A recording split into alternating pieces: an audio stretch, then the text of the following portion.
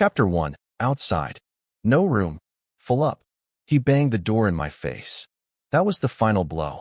To have tramped about all day looking for work, to have begged even for a job which would give me money enough to buy a little food, and to have tramped and to have begged in vain, that was bad. But, sick at heart, depressed in mind and in body, exhausted by hunger and fatigue, to have been compelled to pocket any little pride I might have left and solicit, as the penniless, homeless tramp which indeed I was, a night's lodging in the casual ward, and to solicit it in vain. That was worse. Much worse. About as bad could be.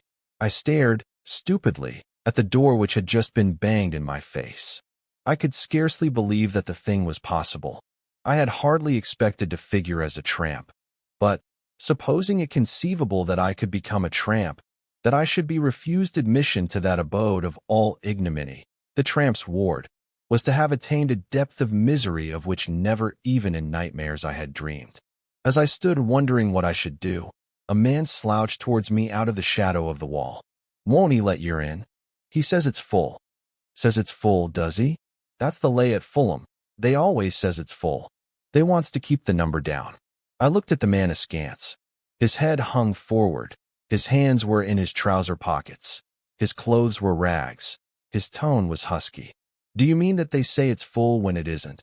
That they won't let me in although there's room?" "That's it. Blokes say kid in year. But, if there's room, aren't they bound to let me in?" "Course they are. And, blimey, if I was you I'd make him. Blimey I would." He broke into a volley of execrations. "But what am I to do?" "Why, give him another rouse or let him know as you won't be kidded." I hesitated. Then, acting on his suggestion, for the second time I rang the bell. The door was flung wide open, and the grizzled pauper, who had previously responded to my summons, stood in the open doorway. Had he been the chairman of the board of guardians himself, he could not have addressed me with greater scorn. "What, here again? What's your little game? Think I've nothing better to do than to wait upon the likes of you? I want to be admitted." "Then you won't be admitted. I want to see someone in authority." "Ain't you seeing someone in authority?" "I want to see someone besides you. I want to see the master." "Then you won't see the master." He moved the door swiftly too, but, prepared for such a maneuver, I thrust my foot sufficiently inside to prevent his shutting it. I continued to address him. "Are you sure that the ward is full?" "Full 2 hours ago." "But what am I to do?" "I don't know what you're to do." "Which is the next nearest workhouse?" "Kensington." Suddenly opening the door, as he answered me, putting out his arm, he thrust me backwards. Before I could recover, the door was closed. The man in rags had continued a grim spectator of the scene. Now he spoke. "Nice bloke, ain't he?" "He's only one of the paupers. Has he any right to act as one of the officials?" "I tell yer some of them paupers is wuss than the orficers. A long sight wuss. They thinks they owns the oozes, blimey they do. Oh, it's a fine world, this is." He paused. I hesitated.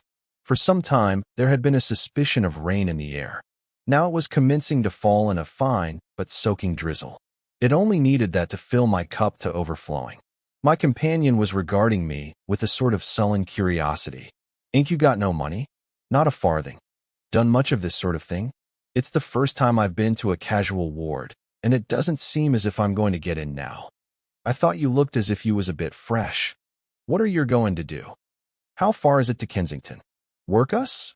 "About 3 mile. But, if I was you, I'd try St. George's." "Where's that?" "In the Fulham Road. Kensington's only a small place. They do you well there, and it's always full as soon as the door's opened. You'd have more chance at St. George's." He was silent. I turned his words over in my mind, feeling as little disposed to try the one place as the other. Presently he began again. "I've traveled from Reading this day. I tramped every foot, and all the way as I come along. I'll have a shakedown at Hammersmith," I says, "and now I'm as far off from it as ever. This is a fine country, this is. I wish every soul in it was swept into the sea, blimey I do. But I ain't going to go no further. I'll have a bed in Hammersmith, or I'll know the reason why." "How are you going to manage it? Have you got any money?" "Got any money? My crikey! I look as though I had. I sound as though I had two. I ain't 'ad no brads, 'cept now and then a brown, this larst 6 months. How are you going to get a bed then? How am I going to? Why, like this way. He picked up 2 stones, one in either hand. The one in his left he flung at the glass which was over the door of the casual ward. It crashed through it, and through the lamp beyond. That's how I'm going to get a bed. The door was hastily opened. The grizzled pauper reappeared. He shouted, as he peered at us in the darkness. Who done that? I done it, governor, and, if you like, you can see me do the other. It might do your eyesight good. Before the grizzled pauper could interfere, he had hurled the stone in his right hand through another pane. I felt that it was time for me to go. He was earning a night's rest at a price which, even in my extremity, I was not disposed to pay. When I left, 2 or 3 other persons had appeared upon the scene, and the man in rags was addressing them with a degree of frankness, which, in that direction, left little to be desired. I slunk away unnoticed, but had not gone far before I had almost decided that I might as well have thrown in my fortune with the bolder wretch, and smashed a window too. Indeed, more than once my feet faltered, as I all but returned to do the feat which I had left undone. A more miserable night for an out-of-door excursion I could hardly have chosen. The rain was like a mist, and was not only drenching me to the skin, but it was rendering it difficult to see more than a little distance in any direction. The neighborhood was badly lighted. It was one in which I was a stranger. I had come to Hammersmith as a last resource. It had seemed to me that I had tried to find some occupation which would enable me to keep body and soul together in every other part of London, and that now only Hammersmith was left. And, at Hammersmith, even the workhouse would have none of me. Retreating from the inhospitable portal of the casual ward, I had taken the first turning to the left, and, at the moment, had been glad to take it. In the darkness and the rain, the locality which I was entering appeared unfinished. I seemed to be leaving civilization behind me. The path was unpaved, the road rough and uneven, as if it had never been properly made. Houses were few and far between. Those which I did encounter seemed, in the imperfect light, amid the general desolation, to be cottages which were crumbling to decay. Exactly where I was I could not tell. I had a faint notion that, if I only kept on long enough, I should strike some part of Walham Green.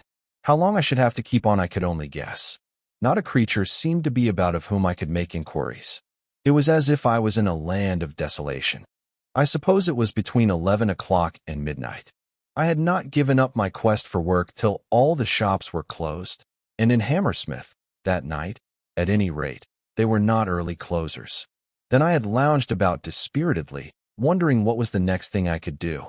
It was only because I feared that if I attempted to spend the night in the open air, without food, when the morning came I should be broken up and fit for nothing, that I sought a night's free board and lodging. It was really hunger which drove me to the workhouse door. That was Wednesday. Since the Sunday night preceding, nothing had passed my lips save water from the public fountains, with the exception of a crust of bread which a man had given me whom I had found crouching at the root of a tree in Holland Park. For 3 days I had been fasting, practically all the time upon my feet. It seemed to me that if I had to go hungry till the morning I should collapse, there would be an end. Yet, in that strange and inhospitable place, where was I to get food at that time of night, and how? I do not know how far I went. Every yard I covered, my feet dragged more. I was dead beat, inside and out. I had neither strength nor courage left. And within there was that frightful craving, which was as though it shrieked aloud. I leaned against some palings, dazed and giddy. If only death had come upon me quickly, painlessly, how true a friend I should have thought it.